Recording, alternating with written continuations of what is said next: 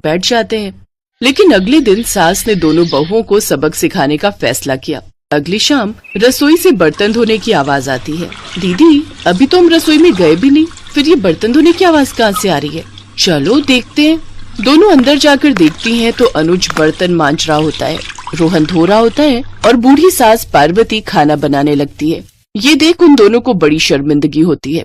ये आप सब क्या कर रहे हैं? बहू, अब तुम दोनों से तो ना बर्तन धुलते हैं ना खाना बनता है, तो हमने सोचा हम खुद ही ये काम कर लेते हैं ताकि हमें रात की रसोई खाना तो नसीब हो। तुम दोनों जाओ और आराम करो। नहीं माँ जी, हमें माफ कर दीजिए, हमारी रहते आपको ये सब काम करना पड़ रहा है। हाँ माँ जी, हमसे भूल हो गई, हमें अपनी गलती का एहसास हो चुका है। अब से आपको कभी शिकायत का मौका नहीं देंगे। हमारे रहते हमारे पतियों को जूठे बर्तन और माँ जी आपको खाना बनाना पड़ रहा है। नहीं नहीं नहीं, आप सब बाहर जाइए, हम 1 घंटे में खाना बनाकर लाते हैं।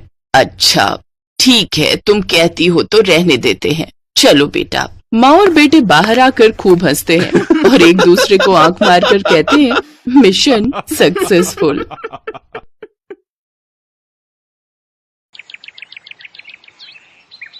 एक रोज शाम के वक्त हिना अपनी माँ के साथ बैठी हुई होती है।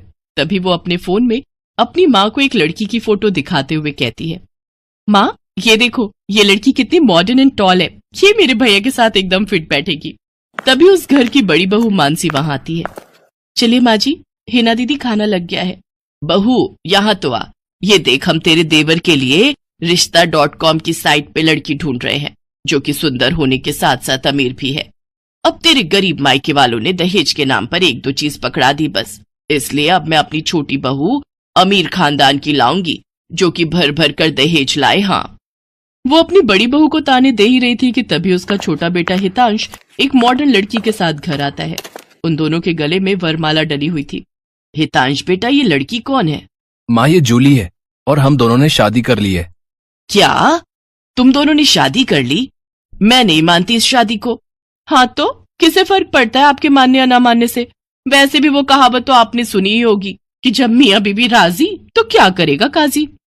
मैं जानती हूँ, जरूर इस डायन ने ही तुझे भड़काया होगा। मैं इस डायन को हरगिज अपनी बहू नहीं मानूंगी। भले ही आप ना मानो, लेकिन लीगली तौर पर मैं ही तो हूँ आपकी बहू। इसलिए अब जल्दी से जाइए और आरती की थाली लाकर मेरा गृह प्रवेश कीजिए। सास बेमन से अपनी नई बहू का स्वागत करती है। जूली हितांश के साथ अपने कमरे में चली जाती है। हे राम, माँ अपनी इस नई छैल छबीली के तेवर देखे, इसके तो रंग ढंग ही अलग है, बड़ा ही घमंड है इसमें। तू चिंता मत कर बेटी, कल इसका ससुराल में पहला दिन है। तुम देखना, अगर मैंने भी इसका घमंड चूर चूर नहीं